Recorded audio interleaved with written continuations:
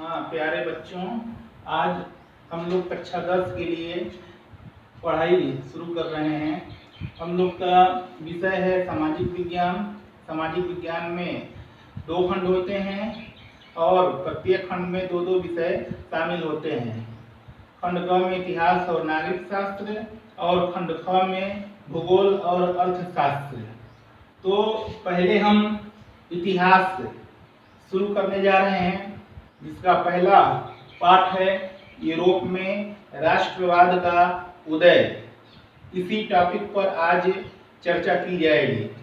तो बच्चों, सबसे पहले हमें राष्ट्रवाद के बारे में जानकारी प्राप्त करनी है। तो राष्ट्रवाद जो ये शब्द है, ये राष्ट्र से उत्पन्न हुआ है। तो सबसे पहले हम ये जान लेते हैं कि राष्ट्र क्या है। तो ये जो राष्ट्र है, यह यूरोप से राष्ट्रवाद जो है नेशनलिज्म से आया है।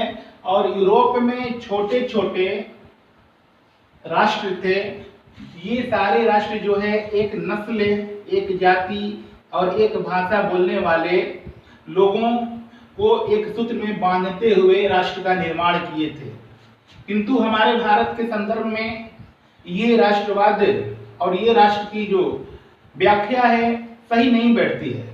एक विद्वान है अर्नस्ट रेनर, इनके अनुसार राष्ट्र शब्द की व्याख्या केवल नस्ल, जाति और भाषा को एक सूत्र में बांधने का प्रयास नहीं है, बल्कि राष्ट्र जो है वह लंबे समय से चले आ रहे त्याग, प्रयास और निष्ठा का सर्वोपरि परिणाम होता है, जिसमें कुछ वीर लोगों की गाथाएं सुनी जाती है और उससे लोग प्रभावित होते हैं। यही राष्ट्र के संदर्भ में जो एक सूत्र में बांधती है, तो एक राष्ट्र का निर्माण होता है। और उस राष्ट्र से जब हम प्रेम, लगाव और राष्ट्र के प्रति समर्पण की भावना रखते हैं, तो यही भावना जो है राष्ट्रवाद कहलाती है। तो हम लोग यूरोप में राष्ट्रवाद का उदय कैसे हुआ, इसी बारे में आज चर्चा करनी है। तो राष्ट्रवाद के उदय जानने के लिए हमें यूरोप के फ्रांस की क्रांति के बारे में, यानी फ्रांस की क्रांति के बारे में हमें जानना पड़ेगा, क्योंकि यहीं से राष्ट्रवाद का उदय दिखाई देना शुरू हो जाता है। तो फ्रांस की क्रांति जो है कक्षा 9 में चूंकि आप लोग पढ़ चुके होंगे, यदि आप लोगों को इसके बारे में जानकारी नहीं है तो एक बार फ्रांस की क्रांति के बारे में चर्चा कर लेते हैं। तो यूरोप में 18वीं सदी में राजतंत्र शासन प्रणाली प्रचलित थी, जिसमें राजा के पास संपूर्ण शक्तियां निहित होती थी और राजा अपनी स्वेच्छा से शासन का संचालन करता था। इसलिए राजा जो है उनमें निरंकुशता की भावनाएं आ जाती थी और जिससे प्रजा शोषित होती रहती थी। तो यूरोप के फ्रांस में भी यही स्थिति थी। यहाँ का राजा लुई 16वां के शासन काल में सन 1789 ईस्वी में एक क्रांति हुई, जिसमें लुई 16वां के शासन का अंत कर दिया गया। तो यह क्रांति क्यों हुई, तो क्रांति के कुछ कारणों को हम लोग एक बार डिस्कस कर लेते हैं। किसी भी क्रांति के कोई एक कारण नहीं होते, कारण अनेक होते हैं और उसमें एक तात्कालिक कारण होता है और उसी कारण की वजह से क्रांति शुरू होता है। क्रांति का अर्थ होता है व्यापक तौर पर बदलाव। और यहाँ पर राजनीतिक क्रांति हम लोग पढ़ रहे हैं, तो राजनीतिक क्षेत्र में व्यापक बदलाव को ही राजनीतिक क्रांति कहते हैं। तो बच्चों, फ्रांस की क्रांति के भी अनेक कारण थे। जैसे अगर राजनीतिक दृष्टिकोण से देखें तो फ्रांस का राजा लुई 16वां अत्यंत स्वेच्छाचारी निरंकुश था। वह प्रजा का ध्यान नहीं रखता था। प्रजा उसके शासन काल में दिन प्रतिदिन शोषित होती जा रही थी। राजा अनेक प्रकार के नए करों को प्रजा पर थोप देता था। सामाजिक कारण की बात अगर देखें तो समाज में 3 वर्ग उदय हो चुके थे। प्रथम वर्ग जो था वह कुलीन लोगों का था, जिसके अंतर्गत राज परिवार के सदस्य थे, पादरी थे। ये पादरी ईसाई धर्म के गुरु होते हैं। पादरी थे, सामंत थे। ये लोग कुलीन वर्ग के अंतर्गत आते थे। और जो तीसरा वर्ग था वह सामान्य जनता का था। इसके अंतर्गत जो है किसान व मजदूर आते थे। इनकी संख्या चूंकि कम थी लेकिन इनका प्रभाव अधिक था। इनकी संख्या अधिक थी, इनका प्रभाव कम था। और सामान्य जनता जो मजदूर और किसानों का था, फ्रांस में शोषण के शिकार होते रहे। आर्थिक स्थिति की बात करें तो राजा का राजकोष रिक्त हो रहा था, खाली हो रहा था। और राजकोष को भरने के लिए राजकोष इसलिए खाली हो रहा था क्योंकि राजा की विलासितापूर्ण जीवन व्यतीत करने के लिए राजकोष के पैसे को अधिक खर्च किया गया। और राजकोष को भरने के लिए जनता पर अनेक प्रकार की अनावश्यक कर लगा दिए गए, जिसको जनता देने में सक्षम नहीं थी। तब जनता के अधिकांश जो कृषि आय का उपज था, कृषि उपज का आय था, उसका अधिकांश भाग राजा को कर के रूप में दे देना पड़ता था। इसलिए जनता के मन में असंतोष की भावनाएं बढ़ने लगी थी और उसे मौका चाहिए था। तभी 1776 ईस्वी में अमेरिका में क्रांति होती है और इंग्लैंड के शासन से अमेरिका को स्वतंत्रता प्राप्त होती है। और इस क्रांति का जो प्रभाव था वह फ्रांस की साधारण जनता पर भी पड़ा और इन लोगों को लगने लगा कि हम भी अमेरिका की तरह फ्रांस को स्वतंत्र करा सकते हैं। इसीलिए फ्रांस के लोगों में लुई 16वां के विरुद्ध असंतोष की भावनाएं बढ़ने लगी थी। फ्रांस की संसद का नाम था स्टेट्स जनरल।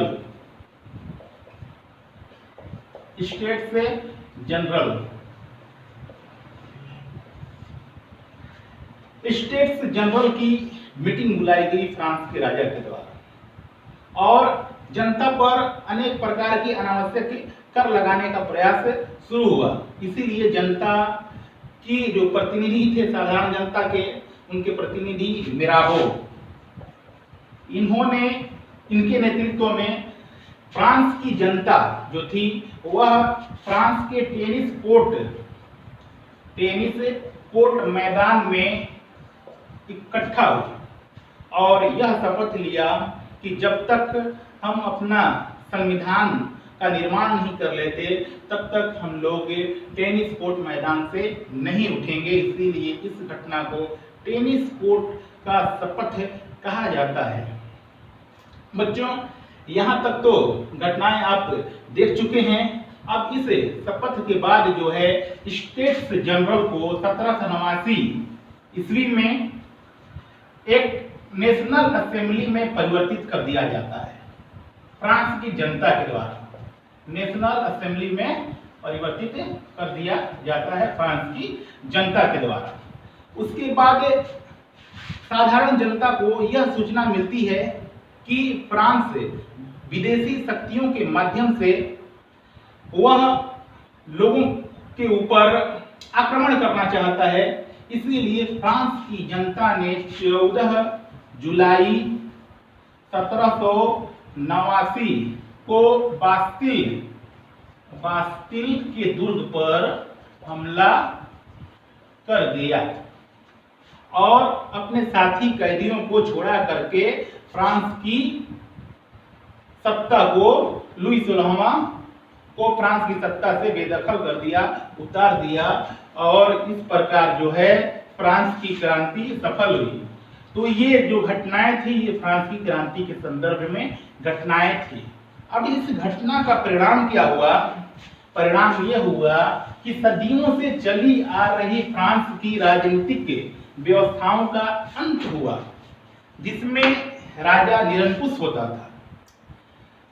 फिर दूसरा जो बदलाव था, राज परिवार या कुलीन वर्ग के अन्य लोगों को कुछ विशेषाधिकार थे, उन विशेषाधिकार को छीन लिया गया। सामंतवादी व्यवस्था को कमजोर किया गया। फ्रांस में स्वतंत्रता, समानता, बंधुत्व के आधार पर समाज को निर्मित करने का प्रयास किया गया और समाज में एक तरीके से लोगों के हाथों में सत्ता आ गई। अब यहाँ तक तो क्लियर है, फ्रांस की घटना ने पूरे यूरोप में एक राजनीतिक उथल पुथल कर दी थी और राष्ट्रवाद यहाँ दिखाई देने लगा था। अब हम देखते हैं कि फ्रांस की क्रांति के बाद एक शख्स जिसका नाम है नेपोलियन बोनापार्ट, यह बड़ा महत्वाकांक्षी था। नेपोलियन बोनापार्ट बड़ा महत्वाकांक्षी था। यह पहले जो है फ्रांस का काउंसिल का सदस्य बना। फिर 1804 ईस्वी में अपनी महत्वाकांक्षा के कारण फ्रांस का सम्राट बन गया। फ्रांस का सम्राट बन गया। यह भी राजतंत्र में ही विश्वास रखता था, लेकिन इन्होंने फ्रांस की गद्दी पर बैठने के बाद फ्रांस में अनेक प्रकार के सुधार का कार्य किया। इसीलिए बात होती है कि नेपोलियन के द्वारा किए गए प्रशासनिक सुधार क्या क्या थे। तो उन्होंने सबसे पहले विशेषाधिकार को समाप्त कर दिया। विशेषाधिकार को समाप्त कर दिया। उसके बाद उन्होंने एक नेपोलियन कोड, जिसे कानून की संहिता कहते हैं, का निर्माण किया, जिसके अनुसार न्याय व्यवस्था में समानता लाई गई। उसके बाद सामंतवाद प्रवृत्ति को समाप्त किया गया। उसके बाद संपत्ति के अधिकार को सुरक्षित किया गया। उसके बाद यातायात और संचार व्यवस्था में सुधार किया गया। तो इस समय नेपोलियन के शासनकाल में फ्रांस जो है यूरोप का एक शक्तिशाली समृद्ध राष्ट्र के रूप में बन करके तैयार हो चुका था। फ्रांस ने कुछ युद्ध किए, जिसमें उन्होंने ऑस्ट्रिया, रूस और जर्मनी, 3 राष्ट्रों को पराजित करके फ्रांस की गौरव को और अधिक बढ़ा दिया। लेकिन नेपोलियन का एक उद्देश्य था कि वह इंग्लैंड को पराजित करके यूरोप का एक शक्तिशाली राष्ट्र बन जाए। और इसी संदर्भ में 1815 ईस्वी में वाटरलू के मैदान में, वाटरलू के मैदान में अंग्रेजों और नेपोलियन के बीच में एक युद्ध हुआ। इस युद्ध में नेपोलियन की पराजय यानी हार हुई और नेपोलियन यहाँ से सेंट हेलेना द्वीप भाग गया और वहीं पर 1820 ईस्वी में नेपोलियन की मृत्यु हो गई। अब नेपोलियन की पराजय के बाद एक बार फिर जो है यूरोप में राजनीतिक उथल पुथल शुरू हुई। अब क्या हुआ यूरोप में, अब हम देखते हैं। 1815 में ही मित्र राष्ट्रों ने, मित्र राष्ट्र का मतलब ये है इंग्लैंड, ऑस्ट्रिया, रूस आदि, इन राष्ट्रों ने वियना कांग्रेस सम्मेलन बुलाया। ठीक है दोस्तों, सम्मेलन बुलाया। अब यह वियना जो है यह ऑस्ट्रिया की राजधानी है और इस वियना कांग्रेस सम्मेलन 1815 की अध्यक्षता ऑस्ट्रिया के प्रधानमंत्री मेटरनिख ने किया। और इस वियना कांग्रेस सम्मेलन की जो शर्तें थी और इसमें जो बातें निकल करके आई, इसमें फ्रांस को कमजोर कर दिया गया, फ्रांस को कमजोर कर दिया गया। नेपोलियन के द्वारा जीते हुए प्रदेशों को छीन लिया गया, जिसमें जर्मनी का हिस्सा था, जर्मनी का हिस्सा, जर्मनी और प्रसा का हिस्सा था, छीन लिया गया।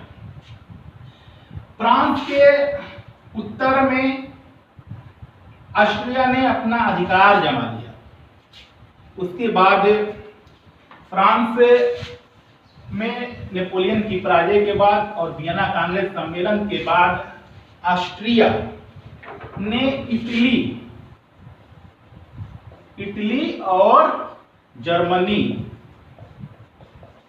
को अनेक भूभागों में विखंडित कर दिया। इटली को 7 राज्यों में, कितने बच्चों, 7 राज्यों में विखंडित किया, जिनमें सार्डिनिया, पीडमांट, वेनेसिया,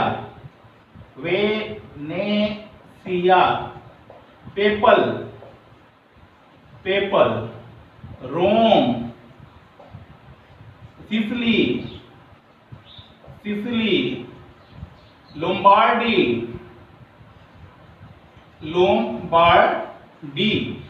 ये प्रमुख इटली के खंड थे और इटली को अनेक राज्यों में, 7 राज्यों में विखंडित कर दिया।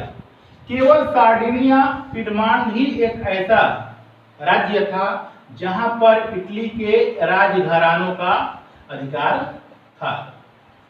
ठीक है, राजघरानों का अधिकार था। बाकी क्षेत्रों पर ऑस्ट्रिया का आधिपत्य स्थापित हुआ, ऑस्ट्रिया के अधिकार में बाकी राज्य थे। इसलिए इटली के लोगों में फिर से इटली को एक करने के लिए लोगों के अंदर राष्ट्रवाद की भावना उत्पन्न होने लगी और लोगों को लगा कि इटली को एकीकृत किया जाना चाहिए। और इटली को एकीकृत करने में सबसे महत्वपूर्ण जो योगदान रहा वह सार्डिनिया पिडमांट, किसका रहा, सार्डिनिया पिडमांट। ठीक है बच्चों, सार्डिनिया पिडमांट का रहा।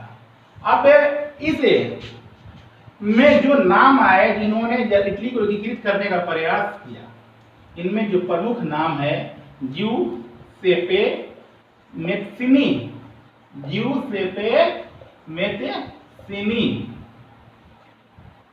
ठीक है बच्चों। और दूसरा नाम आया काउंट काउर, तीसरा नाम आया गैरीवाल्डी। ठीक है, इनको जिउसेप्पे या जिउसेप्पे मेजिनी भी कहते हैं, मेजिनी भी कहते हैं और ये भी कहते हैं, मैत्सिनी भी कहते हैं। तो जिउसेप्पे मैत्सिनी ने सर्वप्रथम प्रयास किया। अब इन्होंने क्या प्रयास किया इसके बारे में देख लेते हैं। यूरोप में छोटे छोटे गुप्त संगठन बनाए गए ताकि प्रत्यक्ष रूप से ऑस्ट्रिया का सामना न किया जा सके। तो इसीलिए जिउसेप्पे मैत्सिनी ने भी कार्बोनरी संस्था का सदस्य बन गया, कार्बोनरी संस्था का सदस्य बना। और इन्होंने भी 2 गुप्त संगठन बनाए। अब 2 में एक यंग इटली और एक यंग यूरोप। इन दोनों संगठनों के माध्यम से क्रांतिकारी गतिविधियों को संचालित करते हुए कई विद्रोह किए गए, किंतु इनका प्रयास जो है इटली को एकीकृत करने में असफल रहा। फिर आगे आता है काउंट काउर।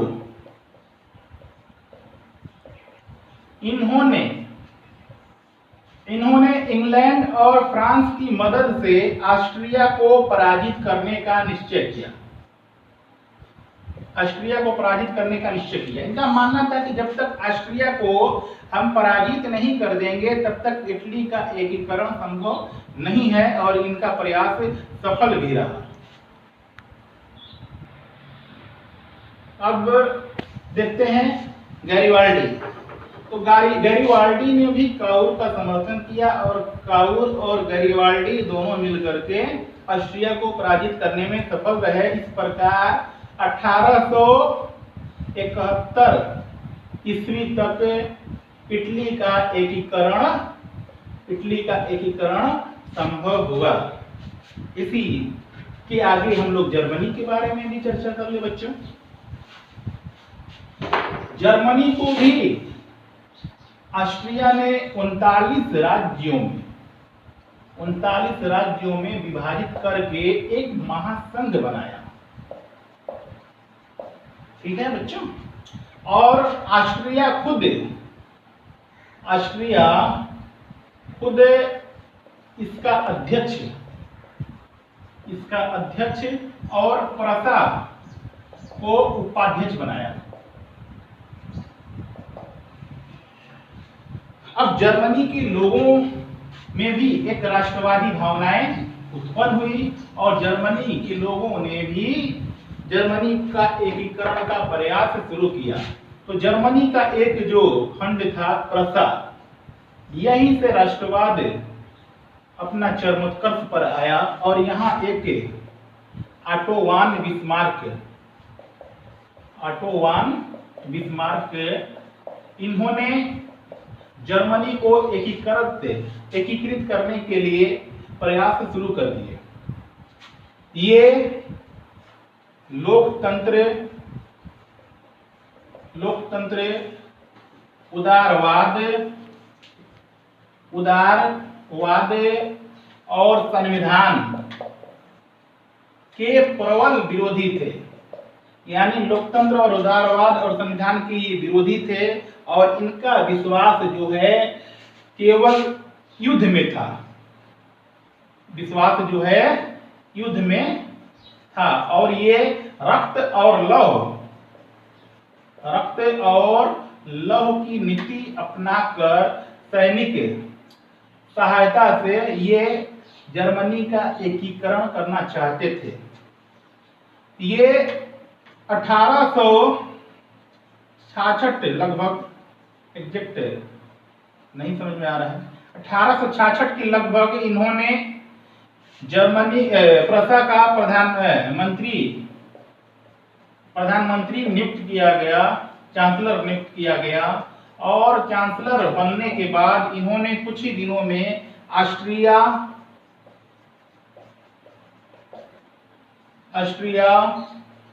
फ्रांस और डेनमार्क को पराजित करके इन्होंने जर्मनी के एकीकरण का कार्य पूरा किया, और इस प्रकार यूरोप में इटली और जर्मनी का एकीकरण संभव हो सका, जो पूरी तरह से राष्ट्रवाद पर आधारित था। तो अब यूरोप में यूनान का स्वतंत्रता संघर्ष देखा जाएगा। यूनान का स्वतंत्रता संघर्ष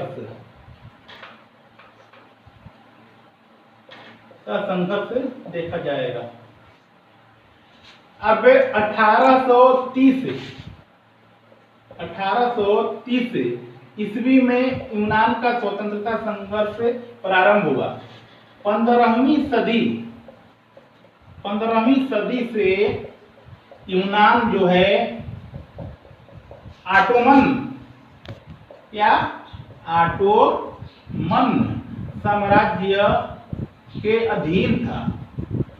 ऑटोमन साम्राज्य जो है, यहाँ पर मुसलमानों का आधिपत्य था, और इसका केंद्र जो था तुर्की का कुस्तुनतुनिया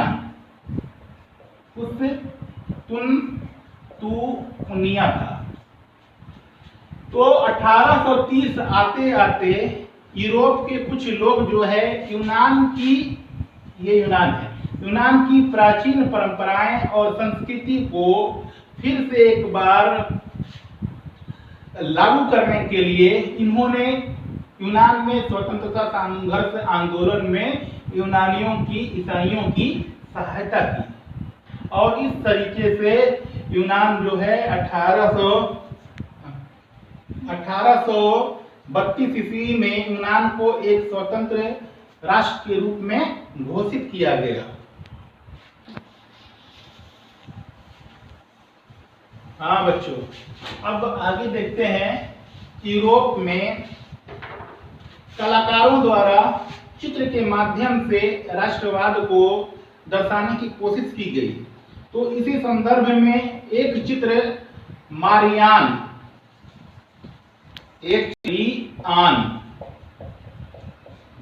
को दर्शाया गया। यह मारियान जो है फ्रांस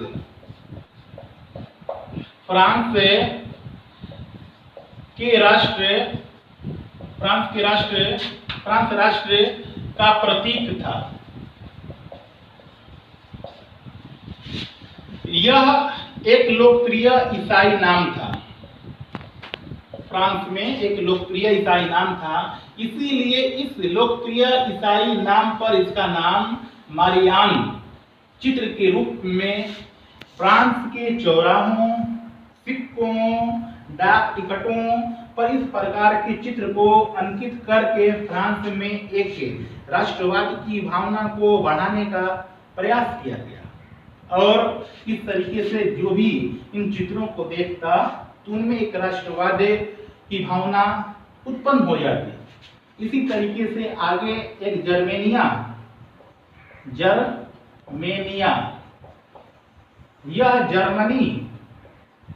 यह जर्मनी राष्ट्र के प्रतीक के रूप में चिन्हित किया गया। ये दोनों चित्र नारी के रूप में चित्रित किए गए थे। ये भी एक नारी के रूप में चित्रित किए गए। इनके सिर पर बलूत पेड़ के पत्ते अंकित किए गए और इनकी एक हाथ में तलवार प्रदर्शित किया गया। जर्मनी में बच्चों बलूत जो है वीरता का प्रतीक माना जाता है, इसीलिए बलूत के पेड़ के पत्ते को चित्रित किया गया।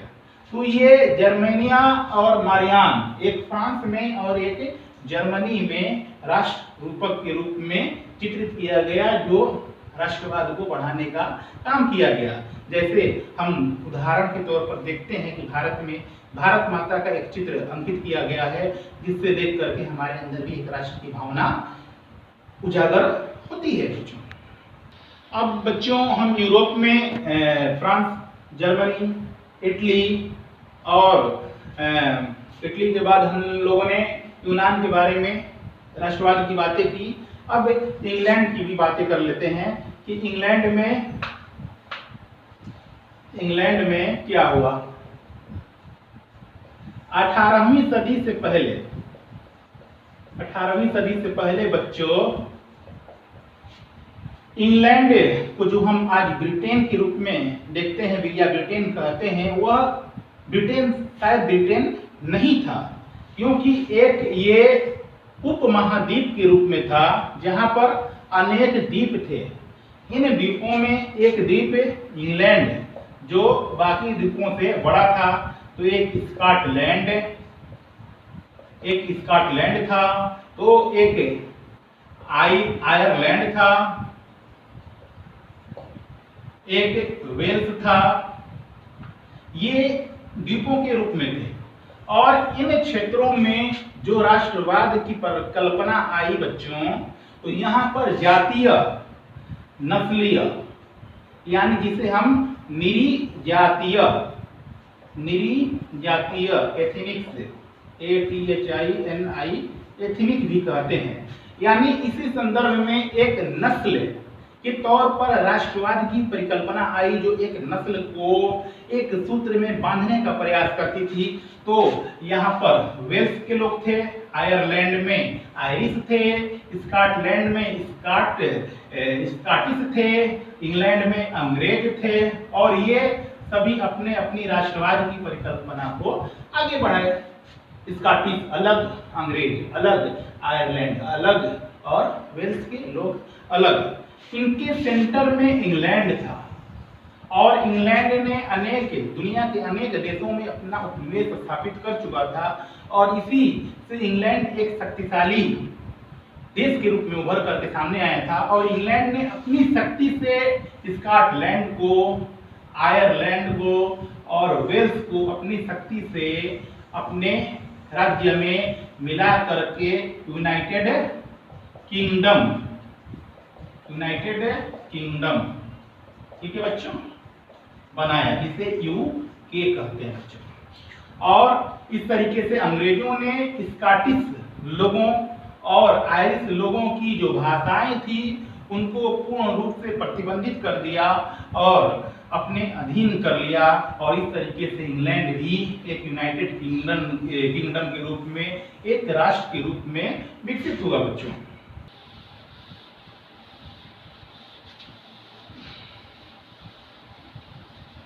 हाँ बच्चों, हम लोगों ने राष्ट्रवाद का अध्ययन कर लिया। अब राष्ट्रवाद और साम्राज्यवाद को जोड़ करके देखते हैं बच्चों। राष्ट्रवाद और साम्राज्यवाद।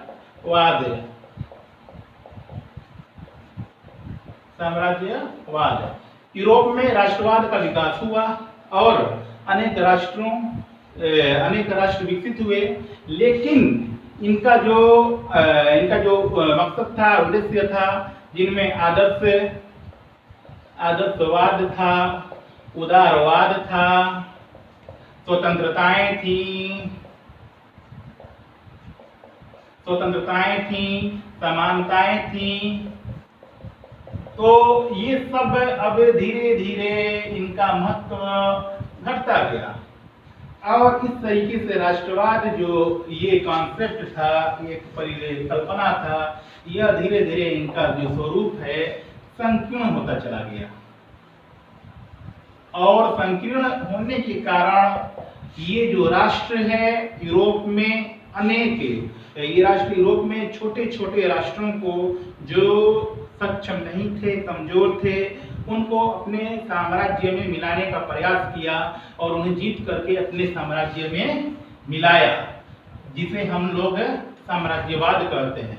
यानी दूसरे देशों को अपने राष्ट्रों में सम्मिलित करने का जो एक ख्वाहिश होता है, चाहत होता है, उसी को हम लोग साम्राज्यवादी विचारधारा करते हैं। और इसी साम्राज्यवादी विचारधारा का बढ़ने के कारण यूरोप में सभी राष्ट्र जो है विश्व युद्ध की ओर झुकने लगे, और इसी का परिणाम था कि यूरोप में 1914 से 1918 तक प्रथम विश्व युद्ध और 1939 से 1945 ईस्वी तक द्वितीय विश्व युद्ध हुआ, जिसमें यूरोप में करोड़ों जानें गई और अरबों खरबों की संपत्तियां नष्ट हुई, यूरोप में बहुत सारी तबाहियां हुई। तो हम लोग यूरोप में राष्ट्रवाद का उदय पढ़ा हमने, ठीक है बच्चों। और ये हम लोगों ने पढ़ने के बाद जो है आप लोग बिल्कुल समझ गए होंगे। अब अगर आपको कहीं कोई भी समस्याएं आती हैं या समझ में नहीं आता है तो आप हमें कांटेक्ट हमसे कर सकते हैं व्हाट्सएप के माध्यम से, और आप प्रश्न उत्तर का समाधान निकाल सकते हैं। ठीक है बच्चों, तो आज का टॉपिक यही हम समाप्त करते हैं।